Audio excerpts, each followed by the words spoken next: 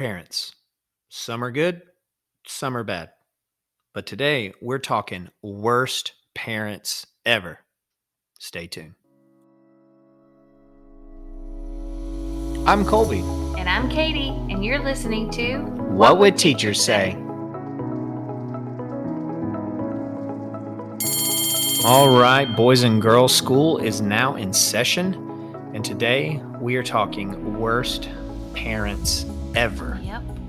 Like the absolute bottom of the barrel, most despicable. No, you and I have been pretty fortunate that we haven't had too many parents that are absolutely terrible. There's just been a few Karens out there that have kind of stung us a little bit we'd like to chat about. Yeah, and isn't it crazy that, like, one, I feel sorry for every single woman named Karen, just Yeah. first off.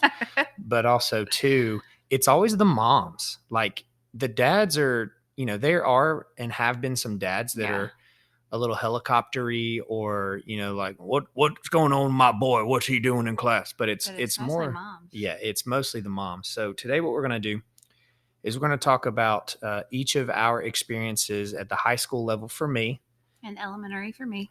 And we'll share each of our stories of our worst parents ever.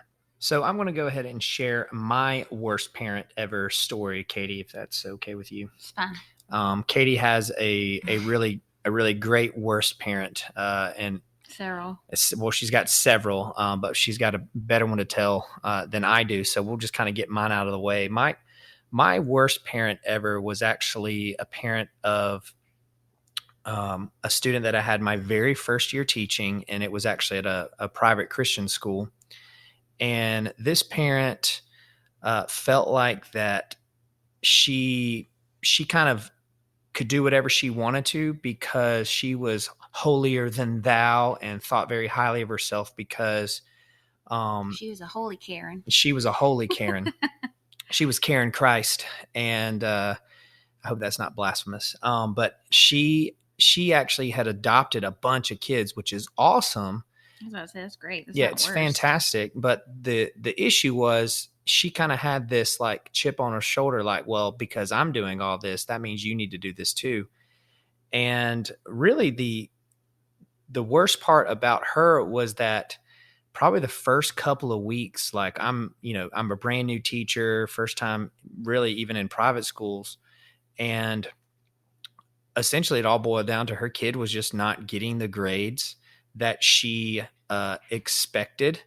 Paid for. And that she was expecting that she was paying for, because in private school, things are a little different.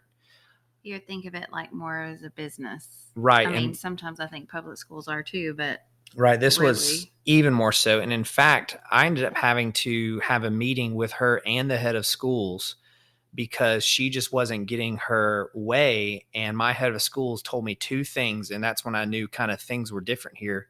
He said, Colby, one thing we need to say is that we just need to throw her a bone every now and then and just kind of please her, because at the end of the day, we need to remember that this is just like a small business and they're our customers. And that just kind of went completely against everything that I like grew up with, because it was like, well, what do you mean? Like, I thought you earn the grades that you earn, but apparently not in this case. Wait a minute, you're supposed to earn your I know, grades? right? You're supposed to earn them by actually working? Yeah, so she Shocker.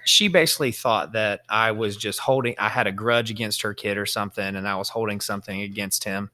And so, I mean, was he special? Was he normal? Was he average? Yeah. Like, what's the deal? And so the kid, like, he probably needed to go to a public school because I'm pretty sure that, and I'm not a professional psychologist, but I've been teaching for a hot minute, and he definitely had some sort of learning disability. And I think she was just being overbearing and just being a mama bear and a helicopter mom, because she was not like that with any of her other kids. It was just like this one. And so basically, like, long story short, the reason why she's the worst for me is just because she just questioned my teaching, my ability to teach. She questioned that I, even knew what I was doing. and was also holding the fact that it was my first year teaching over my head. And honestly, once we kind of, got things kind of squared away in the beginning, I didn't really hear too much of her. But the biggest issue was that every single time, and I think you'll see this with Katie's story too, every single time I put in a grade, like I just knew that I was going to get an email. And in fact, I did. And then we would have to have she would come in, that we'd have to look at the test, and I would Was have to, she like this with her other kids? no, not at all. So there was something special about this one. Not Yeah, saying that being special is a negative thing by any means. Those kids just need different yeah, types of instruction that you were obviously not providing the way that she felt you should provide. right. Because she's the expert, right? And of course, and so it's not like that I didn't have any experience teaching at all, because I had just finished up my student teaching at one of the better schools in the state. I was very familiar with how the special ed structure system worked, and this kid needed that support system. And in private schools, most private schools don't provide services. Yeah, they don't provide those special ed services that kids need. And because that would require more money, right, which they get all the money anyway from well-to-do families mostly. Yeah, so it shouldn't matter. And just unfortunately, we just had to hash it out over and over and over again. And she questioned every question that the kid missed, every single test or quiz that we had. And until finally the headmaster stepped up, or not the headmaster, but the head of school stepped up and was like, listen, Karen, you got to stop badgering, Colby about every single grade. It's getting old and it's unprofessional. And I get you want him to do well, but he's just let him do his job. Just let him do his job. He's doing fine. And we want to retain these teachers because, it's hard to get teachers to teach at private schools because they don't pay you anything. Because they don't. Yeah, you would think it would be the other way around, but you absolutely do not get very much money there. And so, honestly, I've had parents just like this one, probably 2 or 3 every single year. But she stands out because she was my first worst parent. I've probably had some that are a little bit more aggressive than her, but I think that she just stands out as my worst because she was the first. So my worst parent is not as bad as Katie's. So we'll let Katie tell her story right now. I have taught in 2 different districts, one for 7 years and the remaining years here in the current one that I am. The first district was low income. So I had a lot of parents that were not involved in their child's education, which is very unfortunate, but it's just the reality. Which would probably honestly be the worst parent ever because of their negligence. Well, that too, but then also I had a lot of parents that didn't speak English, but they did want the best for their kids. Right. But they still didn't have very much to do with their education just because, language barrier. I do have one parent. I mean, I've dealt with a whole plethora of parents in that district, but one that sticks out in my head of kind of a worst parent situation was a dad, actually. I had, and a dad, mind you, that had nothing to do with his child's education the entire year. So this was during the spring. Mm-hmm. So literally before school got out. Right. Before testing started and all that jazz. I had been dealing with mom all year, and we've had a great relationship. So I thought, going back and forth about, some mishaps with her child. This child being one that was very manipulative and just one that she had so much potential. Yeah. She was a great kid, but behavior-wise and attitude-wise, she was atrocious. Mm. And I don't stand for that. So come conference time, because we had conferences at different periods of the year, and this year she had lost, because of her behavior, she had lost a major school trip that we were going on as 5th graders. No. There was a behavior contract that parents had to sign and the kids had to sign, and there were stipulations. Well, she ran out of stipulations. She struck out. She did. She struck out. Third strike, she was out. So that was taken away from her. Well, Dad found out about it. Ruh-roh. And he showed up to the conference. And let me just set you this up. In my elementary classroom, most of us have kidney shaped tables. That's where we do like all of our small groups. Mm-hmm. I was sitting behind my kidney table, had all my stuff ready to kind of show the parents how the progress was going with their child. In walks her mom, and then this big man. I'm talking huge, towered over me, like just ginormous, and wearing a wife beater at that. What I call a wife beater is like a white tank top and jeans below his tuchus. Mm-hmm. So he sits down. He's got this mean, he's mean mugging you. Yes, very much so. So it gets to the conversation about her losing the trip. And he just all of a sudden just starts at me, wanting to know, why his daughter got it taken away from her, because he provides for her. That's right. Gives her everything that she needs. She got an iPad at home. That's right. She's got all these different things at home, which, i.e. have nothing to do with behavior. Right. And I was very professional. Yes, sir, I understand. But there was a behavior contract that mom signed and your daughter signed that they would uphold to, and she did not. So she lost it, just like all the other students had the same expectation. Right. And then he just started coming at me personally, attacking me, saying, word on the street is, at the time my name was Jones, Miss Jones don't play. And I looked at him and I said, no, sir, I don't. I have high expectations for my kiddos, including your daughter.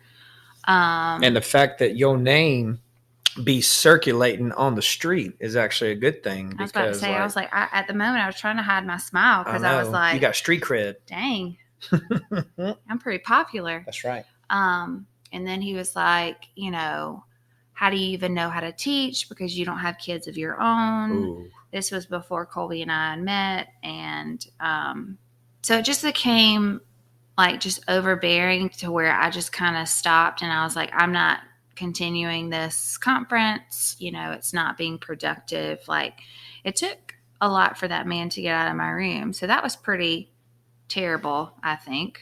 Yeah, that's in terms of a worst parent, one that's never been a part of their child's education, right. All of a sudden want to come in when a trip has gotten taken away. Of course. So if gangbanger, wife beater daddy wasn't bad enough, when I think of like all the parents that you've ever talked about being, absolutely terrible, it's, this guy was not too bad because this was just one instance. He thought that he could kind of bully you into. Well, and I felt like I could handle it because I had been in that type of situation in terms of like that district. That was like an expectation of like. Yeah, that's kind of the clientele that you deal with. And then now fast forward to where you currently are in a completely different district with a completely different socioeconomic status. And when I think of your worst teacher, when I think of your worst parent ever, who thinks I'm the worst teacher, who thinks you're the worst teacher, I think of just the constant emails and the constant like questioning of your abilities, like over and over and over and over and over again. So tell us about this, like your first interaction with this Karen, because this is a mom. Set us up like the first interaction you met with her, and then just kind of tell us the story on why she's absolutely horrific. This mom had me from go. Like, we have meet the teacher is a night separate than like open house. So like when it's open house, they come in and they just kind of hot second fill out paperwork, say what's up, and then leave. And meet the teacher is actually a night where they come in and we, say the spiel of like what you teach, who you are, talk about the curriculum and all that kind of stuff. She was there, had her little notebook, writing all my stuff down. She was one that was like interrupting and asking questions the whole time, which is fine. I have parents that do that all the time. But she cornered me at the end, and she wanted to know specifically about the content that I was teaching and if it was going to be basically good enough for her kid. Now, what type of class was this for? Like, what type of kid is this kid? So this is an advanced math and science classroom. Mm-hmm. So I have a mixture of just advanced kids, but also students that are advanced and gifted. Now, this kid was gifted, but this mama would not allow him to participate in the gifted program because for whatever reason, she didn't agree with whatever's going on in the gifted program, which you would think somebody who's qualified for gifted would participate in everything that has to do with the gifted program at school. You would think that. Not this mama. For some reason, she had something against it. I don't know. It still blows my mind to this day. Yeah. So she is asking me, basically I felt like she was trying to see if I was qualified enough to do the job. Right. So she was like checking your credentials and stuff. Yes. I finally figured out why she was drilling me so much in the beginning. I'm like, why is this woman already on me? And I haven't even, been 2 weeks into teaching her kid. Right. Well, it comes to find out her child was originally not placed in my classroom. Her child was placed in another advanced teacher's classroom. Okay. And she complained. She did not like the person that her child was placed in their classroom. She did not like the teacher. Apparently, she had some beef with the teacher with her oldest child. And so she refused and really put up a fight about her second child. So this is her second go round in the school with the kid. Okay. Yes. So of course they decided to put the child in my room. Yeah. And I was just praising Jesus lucky that you. happened. Yes, I was very lucky. So, and the reason why she was questioning so much is because my AP told me she called up at the school once he was placed in my room and asked if I was gifted certified. Because that was not on my biography on the county website. It was not listed that I was gifted certified. So she had to know if I was gifted certified. But what doesn't make sense with that is I'm gifted certified, but she doesn't agree with the gifted I was about program. To say that. So why would that even matter? If that even tells you what kind of person I was dealing with, then, crazy. That was enlightening. So that was like your first interaction with her, just like already off to a bad start. She already thinks that you're not qualified enough to teach your kid. And then once the semester progresses and you start teaching him, like what are some things that kind of started happening from there? Without a doubt, every single time I put in a grade in the grade book, I would get an email. Oh, Lord. And this kid hardly ever made anything other than an A.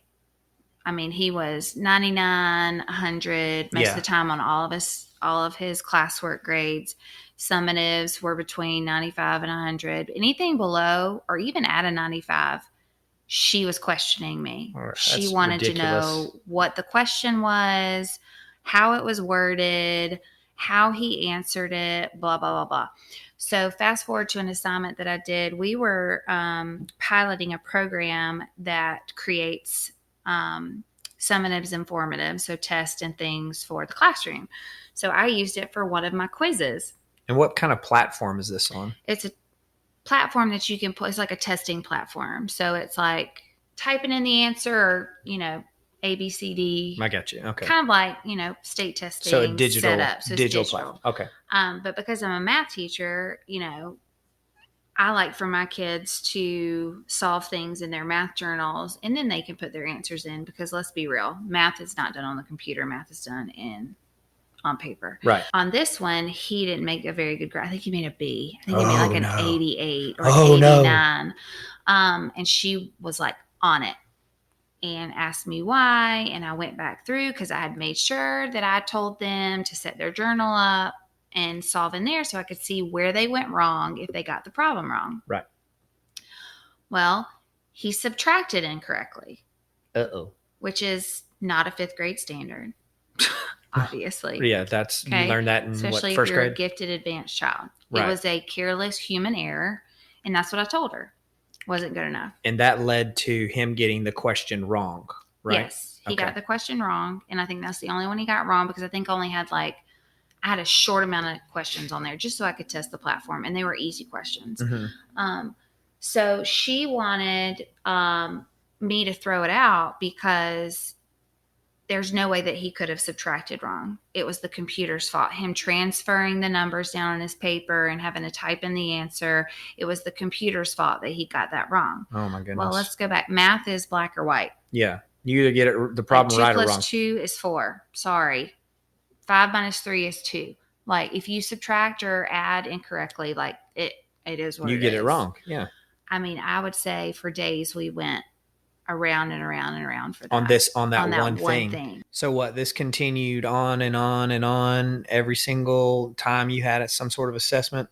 Yes, any assessment. It didn't even have to be an assessment. It could be, a random color by number that I did for fun in stations, and he did get the grade that she thought that he should get, and it was a constant that I had anxiety about putting. I would wait until the very last minute to where it was after my contract hours to put his grades in. So you didn't have to see an email? I did not want, I knew, it got to the point where I didn't even want to grade his stuff, or I just wanted to put 100 on it because I didn't want to deal with her. Yeah, that's terrible. Because it was so horrendous.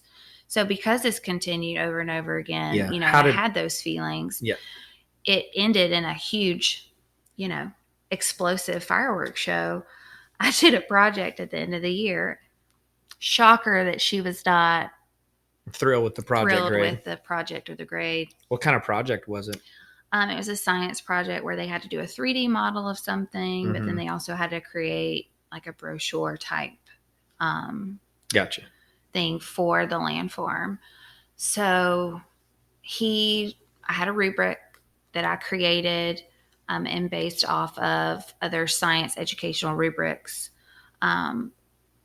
And he missed something simple, like he didn't label certain things that I asked him to label, or didn't put a title on it, which knocked points off. Well, and of course that's just like math, right? Where it's, science, it's following directions. Yeah, science can be very black or white as well. Especially if you have a rubric that says put your title here, and if you don't have it, then you don't get the point for it. And they were provided the rubric, and they had the rubric, and had the project for I think 2 weeks. Wow. So bad that it ended up being a meeting in my principal's office. It was me and her and my principal, and she just was at me the whole time.